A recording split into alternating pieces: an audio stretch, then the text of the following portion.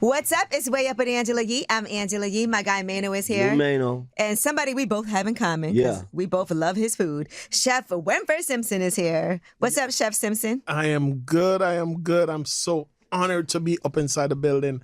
I've been waiting for this minute. I've been waiting for this moment. Right. Angela Yee, new Mano. That's right. That's what And I'm talking about. the funny thing about that is as soon as you came, I heard you was coming. I'm like, man, Angela, you never even did his show. Oh, No, Mano. This is what I'm saying. This is what I'm saying. Like you never did his show. You go over there. all You the did time. a show. Absolutely. But first of all, I go over there all the time. That's a fact. I go over there too. yeah. To your restaurant. And his restaurant is very conveniently located in an amazing space right across the street from the Barclays on Atlantic Avenue in Brooklyn. So it's kind of like the go-to place, and it's huge. Yes. How many people does it seat? We see 300. That's a lot. In Yeah. Brooklyn, a restaurant that seats right across from the Barclays. Yes, yeah, 300. And one other thing that people like about there, and that's why we get a lot of large parties, like your party of 10, party of 8, because we can hold so many people at one time. A lot of restaurant you go to, like the space is just so tight when you sit there.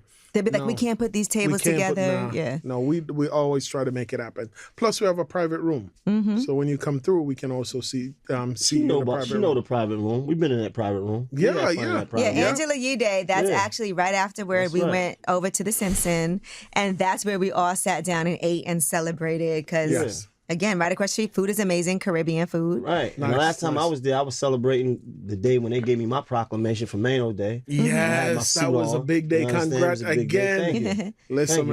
man, definitely a pleasure. But Yep. let's get into the business of things because, like I said, that is a really prime location. And I saw that you spoke to a realtor and then did not even take out a loan to get or a mortgage to get that space. Yeah, let me tell you, right in the middle, and a lot of people are just so surprised that I opened this restaurant right in the middle of the pandemic. June 2020 was when my realtor reached out to me and he's like, Patrick, I have this location in Brooklyn. Why you don't come and look at it? But that was where the Party City was at, right next door to where the Party City was at.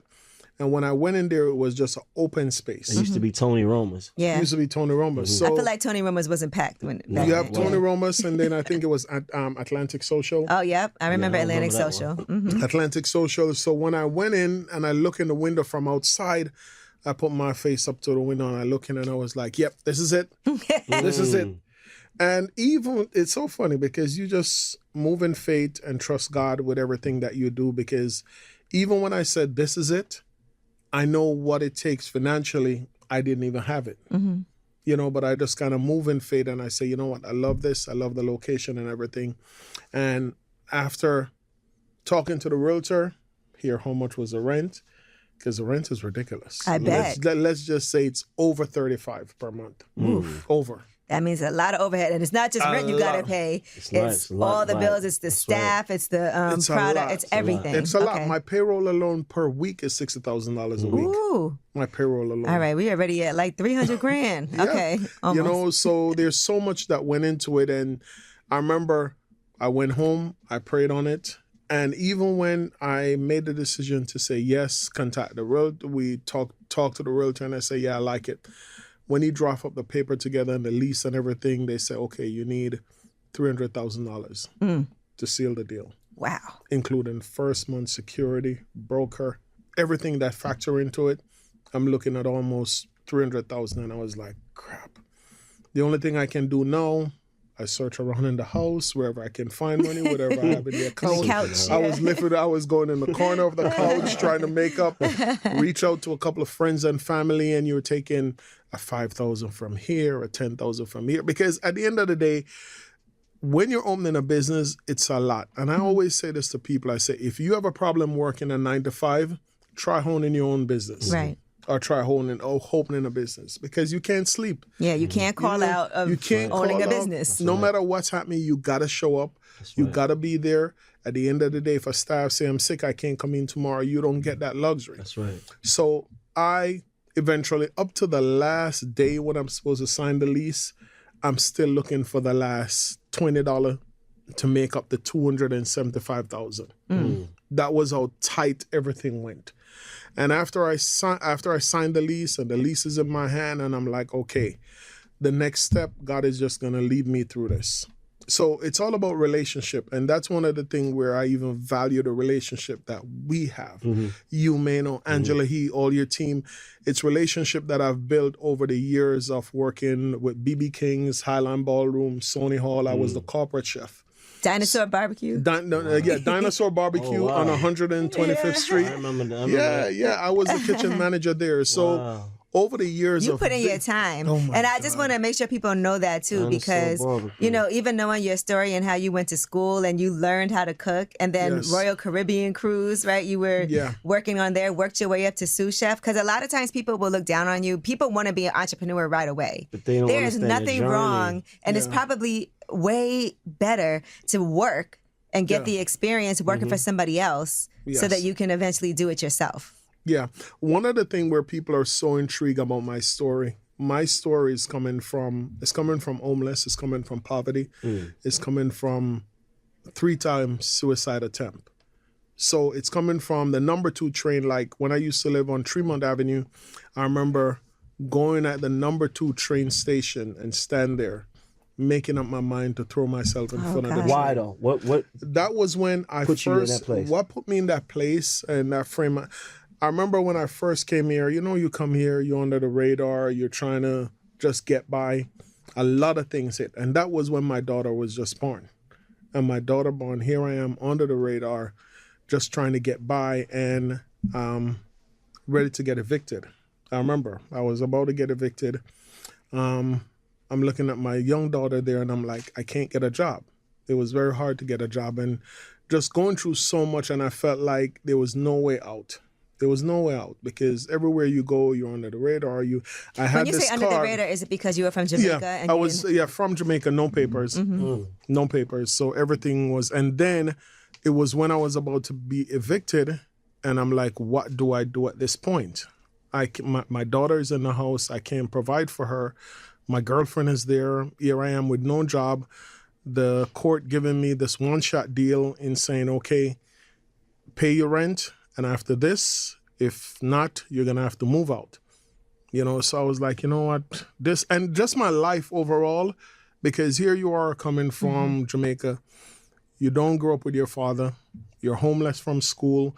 It's like you ask yourself, like, God, like, what's next? I was homeless. I didn't grow up with my father. Just my mother and my sister. My mother worked 2 jobs to try to take care of us. And I'm like, something got to give. Right. Like, at what point does sufferation stop? So you get to a point and you're like, this don't look like it's ever going to stop. Because you look at it, and at that time I was like 25 or something. And I'm like, I'm still going through it. I'm going through it from I was going to the neighbor's house. And that was how I got into cooking. I got into cooking out of poverty, going to the neighbor's house and beg for food. And I remember seeing myself after, because I got to be careful because then I get emotional, going to the neighbor house and beg for food. And I remember that time I was like 10, 11, and there's this lady by the name of Miss Gloria that lived next door to us. And every time they cook, I find myself always have to wash up their dishes, sweep up the yard, be the little yard boy for them in doing stuff around the house that their kids wouldn't do.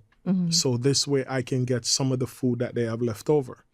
So that was kind of how I fell in love with cooking. I fell in love with cooking from when I would stand at the back door step and I would watch the family eat and see, oh, it brings family together. Right. It brings that conversation together.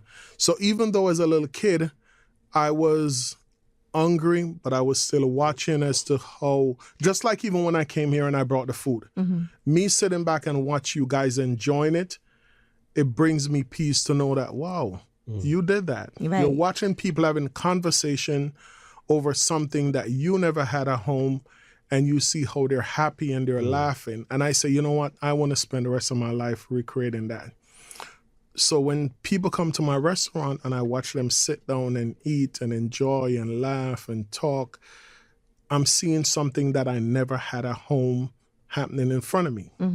And that's how I got into cooking. Right, and you are very present at the restaurant, and even before that, you've also been a private chef Yes. for some huge people. Yes. Like the Obamas. The Obamas, I've been to the White House twice. I cooked for Hillary Clinton. I cooked for Michelle and Barack. Jay-Z and Beyonce. Jay-Z and Beyonce, Rick Ross, Mano, Angela Yee, you name it. I've cooked for over 400 celebrities, from Mary J. Blige, you name them. And the good thing about you is, I know you said that being on that cruise ship was what helped you learn how to cook a whole lot of different variety of things. Because, when you're on a cruise, it's huge. And there's like different, You gotta have different dishes. different restaurants, different types of food, different dishes. Yes. Working on the cruise ship to me, and I think even when I started working on the cruise ship, it was my getaway kind of free card from Jamaica. Because I remember I was working at Sandals, and they told me that time I just graduated school. They told me they was doing interview to work on the cruise ship. I went to St. Anne's Bay, took the tests, passed the tests. 6 months after, I was at work at the hotel, and they told me, oh, there's 2 guys at the front desk looking for you. And I was like, 2 guys, 2 white guys. And I walk up to the front desk, and I'm like, okay, what's going on? I'd have been like, he's not here. Yeah, they say, oh, they said, we were sent from Royal Caribbean Cruise Line. You took a test the other day, and we were sent from Royal Caribbean Cruise Line because you passed with flying scores. Ooh, okay. So we were sent from Royal Caribbean Cruise Line to bring you up to work with a company. At that time, I don't have no visa, I don't have no passport, I don't have nothing. They said, well, all you got to do is just say yes, and we'll take care of everything. That's amazing. From there. That's like God speaking. That is. But let me ask you, was it the cooking that helped you get out of the dark place from ending it all? Yes. Because you said you was there 3 times. Yeah. It was the cooking that helped me get out of it, because I think when it happened in Jamaica, I say, okay, I have to get away. And that's when the cruise ship came in, the cruise ship job came in. I went to work with Royal Caribbean Cruise Line, started out as prep cook and worked with them for 13 years. And then when I left as executive chef. And then I say, you know what? I want to be on land at this point. Went back to Jamaica, start operating minibus, but then I missed the cooking. And I say, you know what? This is not me. I was driving the bus from state to state. And I say, I miss cooking. I miss being in the kitchen. I miss seeing people having a great time around food. And that was when I started working with Disney World. Disney, when they first went cruise line, they came up with the Disney cruise. Magic. Disney cruise when my son was little. That's crazy. Yeah, they came up with Disney Magic, and I went to Italy, bring down the ship, work with them for 3 years. And I say, you know what? I want to be on land. So I stopped working with them, and that's when I start working at Negril Village.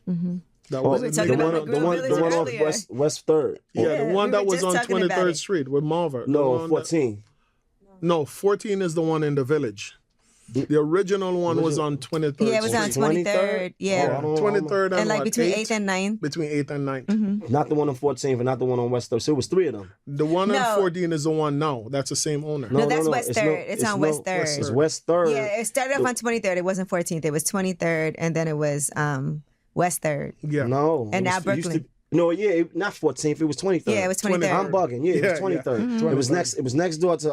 Let me tell you, that restaurant when the grill opened on 23rd Street, we didn't have something like that in Manhattan. No. And like the in that area, in a midtown downtown area, so that was like a novelty. Yes. And it used to be so packed, but it went to show you that it was something necessary, because when that came, it was like, people want this. And there was only one place you could go. Yeah.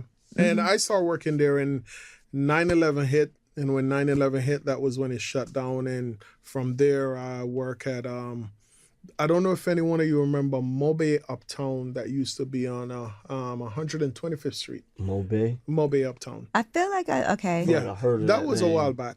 So it was me bouncing from restaurant to restaurant. Then after that, I end up at Dinosaur Barbecue. And then from Dinosaur Barbecue, BB King's and Highland Ballroom. BB King's used to be the joint too. BB King's was like, everybody used to go there, not just to eat, but also there was parties. Yeah. We did concerts there. Oh, yeah. You rocked the stage a couple times at BB King's. Yeah. You rocked the stage a couple times at BB King's. So, yeah, and then from there, after BB King, Sony Hall, and then COVID came. And financially, was this all good at that time for you? Like, I know you were an executive chef, and then you went to like Dinosaur Barbecue and the Grill. Was that financially, like, you felt like you were getting compensated? Yes. Fairly? Okay. I was getting compensated fairly, and what it is too for me is the love and passion for what I do. Me being at BB King as the executive chef, for the owner, I put so much pride in my work, and it was never about the money. It was more about me being the best version of myself as a chef. So the owner, Mr. Ben Susan, see that in me, and he opened so many doors of opportunity. That's good. So he reached out to me. He's like, Patrick, I'm going to get you on Good Morning America. I'm going to get you on Fox 5. I'm going to get you on Pix 11. That's amazing. And yeah, because Chef Simpson, I want to say that even like hearing your story, because this can be a really cutthroat business. Yes. You know, and one thing that people always say, even before I met you, because my friend Dahlia was like, yes, you know, you got to come to the Simpson. I hadn't even been there yet. And she actually took me there. She owned a restaurant, Tilly's. Yes, yeah. And we know it's a hard business to be in, one of the hardest to be in. And she was like, he's just the nicest person, though, on top of everything else.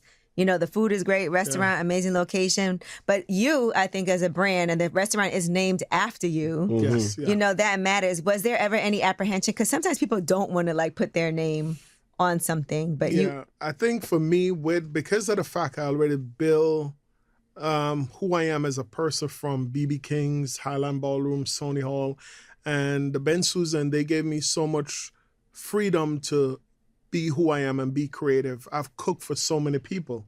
So everyone know me as Chef Simpson. Right. So once you say Chef Simpson, people be like, who's catering your event? Chef Simpson. Then I realized that my name is so strong out there. You know, so I say, you know what? I'm just going to name it the Simpson Restaurant and Bar. And over time, people just start gravitate to, the Simpsons opening up a restaurant. And then people know me from BB King's. And that's where now I'm looking at it where, wow, you opened the first Jamaican restaurant to open in a casino. Right. Okay, Atlantic City. That's where we are now. City.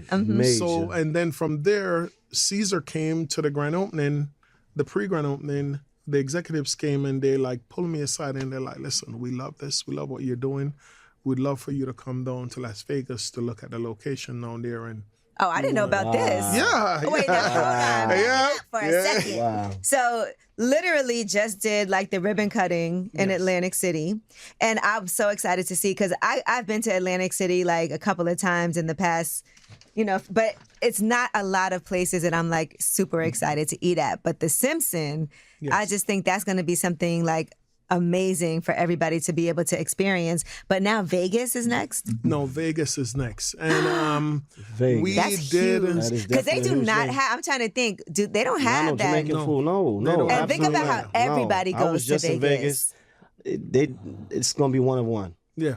Listen, and that's one of the reasons, because we'll be there. Just to let the audience know, Maino was getting ready to head out of here, and I'd be like, no, I need you up inside here, because, you know, and I got to give you guys props, because I have so much respect for Maino. I have so much respect for you, Angeli, and your friend, all your team, because one of the things, Maino is such a cool guy. He's all right. His personality, he's a cool guy. You know? I love Maino. No, he's a cool guy. Even talking with him, you know, he's not one of those persons arrogant or loud or vulgar. It's just somebody who's mellow, like you can have a great conversation. And for me, I don't have a lot of friends, and I don't keep a lot of friends purposely, because I need to stay focused on my mission. I'm building a brand here, so I surround myself with good people like yourself and Maino and other people who are going to, they always say, surround yourself with people who are going in the same direction that you want to go. People who motivate you to be the best version of yourself. Because the people who are not that will drop off. That's right. And you will not miss their presence. It's a blessing when they do. Right. So for me, it's saying, you know what? I want to stay close to you guys, because I see you guys are doing great things, and just like myself, doing great things. And I think Black excellence, there's so much that we can build together if we work together. Right. So just like me saying, Maino, listen, I want you to come down to Atlantic City. Angela, you come down. Yeah. You know, I got the connection. I'll put you guys up in the suite there and show you guys around. And listen, we should plan to go the same. We'll plan to go the same time. We should do that though. But We I should want to go when plan you're one this there weekend. too, because I Right. know it's You also can't not. do it no other way. Yeah, it's also Yeah. not easy for you because now you have so many different places that you have to be. Now, how are you? Because I know that, like, even sometimes I'll hit you up to let you know something, or somebody's coming through, or I'm coming, and you'll be like, oh, I'm at the restaurant depot doing this. Like, you literally are doing all of these things yourself. How is it being able to trust somebody? Because at the same time, you have to have help running these Yes. businesses. You can't be everywhere at once. I can't be everywhere at once. And when I look back on it and I said, okay, I have 60 staff in Brooklyn. Atlantic City, I'm going to have another 60 staff. By the time it's said and done, I'm also looking into Miami location. And I'm on a trend right now. And for me to do this by myself, sometimes I ask myself, no one reach out to me to check on my mental health, to see if I'm okay. How does this man stay on top of... You got kids? I have a daughter. Yeah, remember he was So, talking about yeah. his daughter You being know, born. So me dealing with all of this, sometimes I have to give myself a mental break because there's so many moving parts that's happening. Like even right now, I know my phone is texting me, we need cheese, we need this, we need that, all different things that's happening. So my management team, I have a great team that's there. Kay Daniels, my operation manager, she stay on top of everything. I have about four managers, great staff, chefs in the kitchen. I have about 13 chefs in the kitchen. And all of that is going to get multiplied. Right. So one of the things that I try to tell my team, I wanted to create a work environment that I never had, because at the end of the day, even though I was still working at BB King's, there was still that halo over your head that you can get fired today. Anything can happen. And even though it's a company where they'll look out for you, you just feel like you want your own. Yeah. So for me, I say, you know what? I want to create a work environment where my staff come to work and even the dishwasher feel like it's his restaurant. So motivate them and inspire them to say, like, listen, guys, this is bigger than me. This is for you guys now. I provide food for all of your family, so you help me to help to keep this together. So they come in and they feel important. Right. So for them, they're always going to have my back. They're always going to look out for the best interests of the restaurant. Not everybody's going to be like that, but what are you going to do? Yeah. You just got to keep pushing on. We had a whole conversation about how difficult it is to get the right staff together, because you cannot control what people are doing, and you can't watch people, you know, all the time to see what's happening. Yes. And things do walk out that door. Yes. Yeah.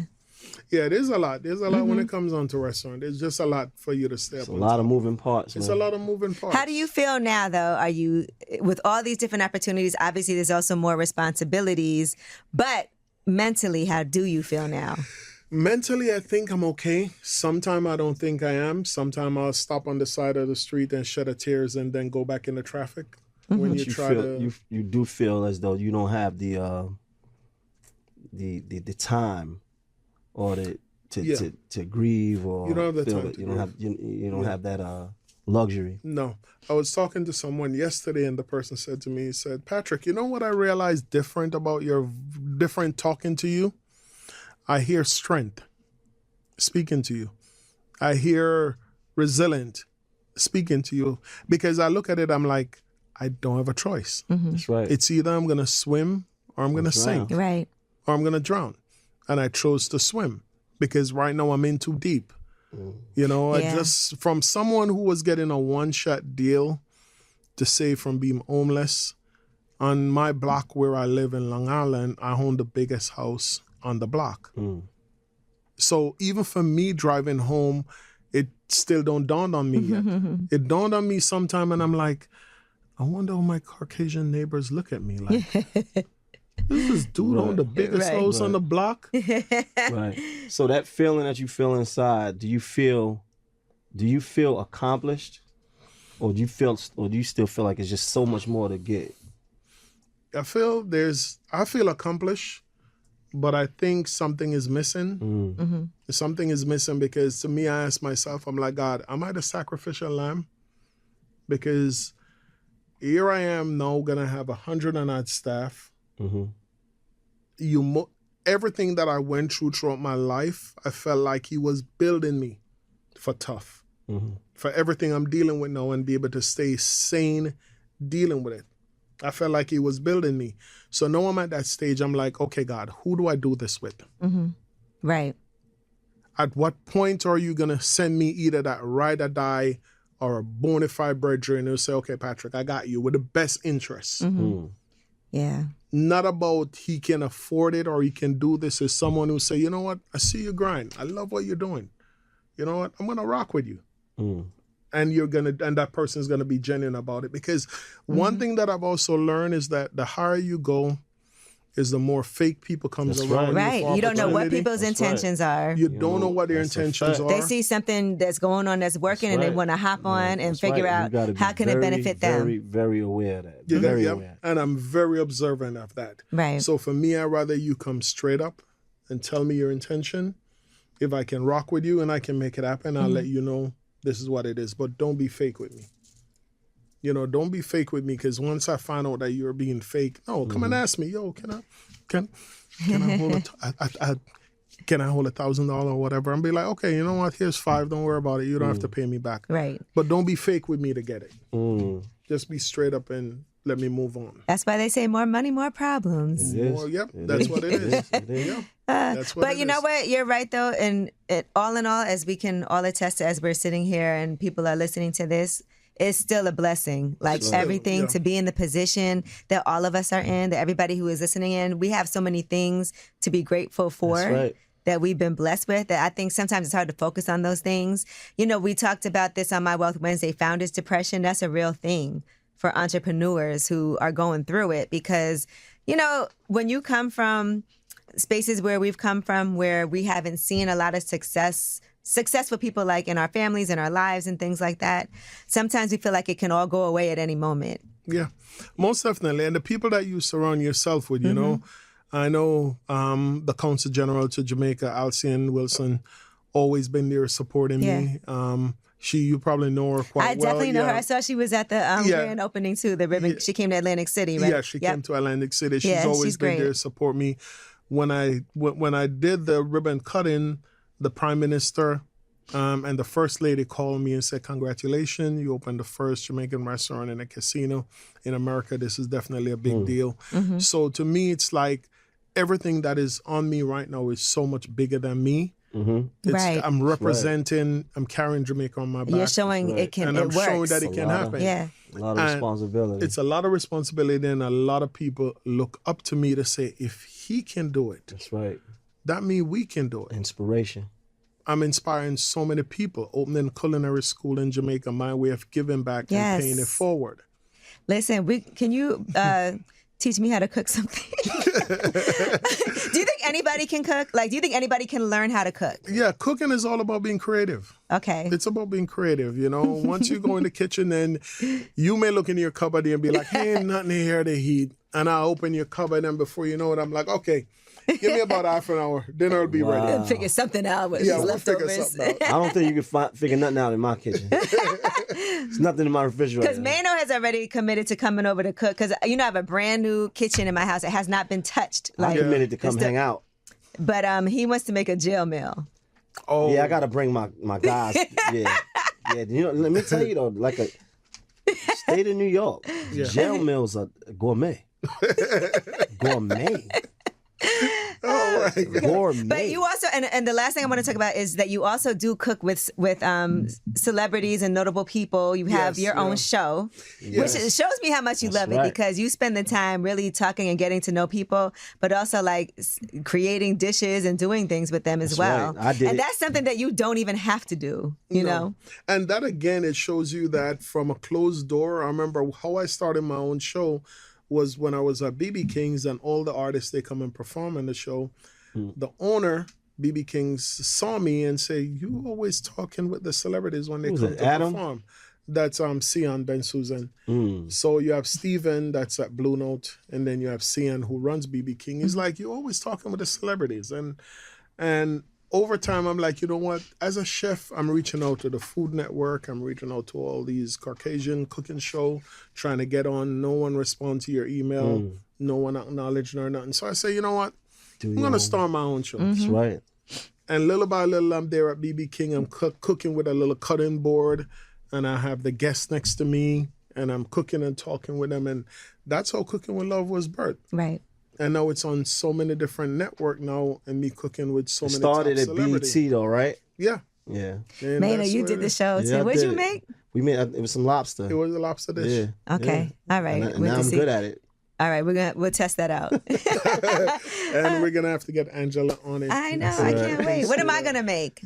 We don't know yet. Grilled cheese. Yeah, we're gonna grilled cheese. I make an amazing grilled cheese.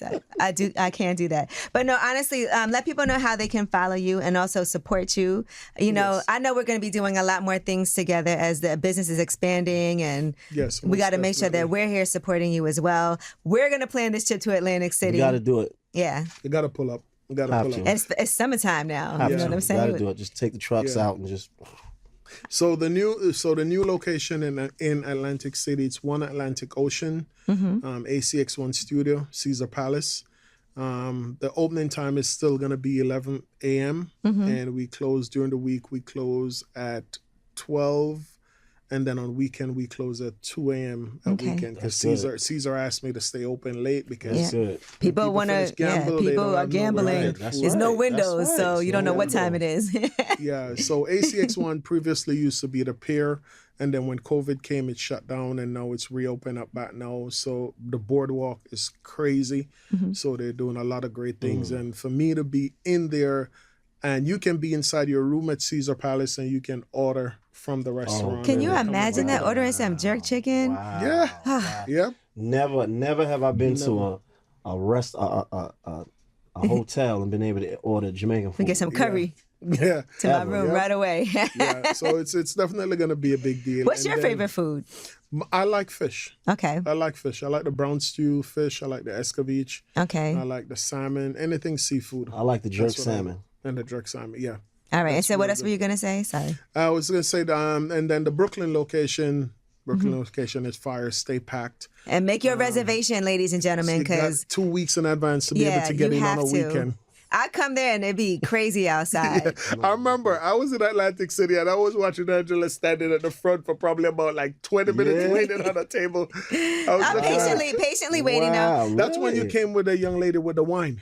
Oh, yep. Ingrid Best, Best Wines. Really? Yeah, Right we got to behind get it us. in. Yeah, we got to Yes, get it her inside wine is there. amazing, and Yeah. it's South African wine. But yeah, so we actually were going to the fight across the street. It was so crowded, but you know how I am. I'm gonna go. I'm not gonna make a big fuss. Yeah. I will stand here and wait because I'm just happy that we're being accommodated. So just Nice. just happy that you always take care of me and your staff does too. Word, and they were all always. like, "Are you okay?" I was like, "I'm fine." Because We'll I just wait. be It's- pulling up and they no just be problem. like, "Come on, man, we Yeah. got you." Wait, now hold on. I just pull up. But no, he just pull up. He's like, pulled yeah, up. but we got you all family. You all That's a fact. Simpson. No, you know? y'all gotta make him wait next time. Make him wait 20 minutes. I need to get I need to get you guys to be a restaurateur. You got to come in. You got to come on board. Yeah. Even Let's if you're talk- behind the let's scene, you Let's know. talk about it. I'll be in Yeah. there cooking. But honestly, Chef Simpson, thank you so much. We really It's appreciate you. definitely a So pleasure. happy for everything that you've been doing. The food is amazing. You brought us some food today. I was waiting since 10 a.m. for this food to get here because I was starving. And I was like, I can't eat a thing because I don't want to ruin my appetite because Chef Simpson is on the way. Nice. So Thank you guys appreciate much. you. Whenever you guys, if you're not from here, if you come here, make sure you visit. Let's all go to Atlantic City, and we cannot wait to hear more news on Vegas and Miami. That's what I'm talking about. Yep. Way up. Way up. What they know about that. You know.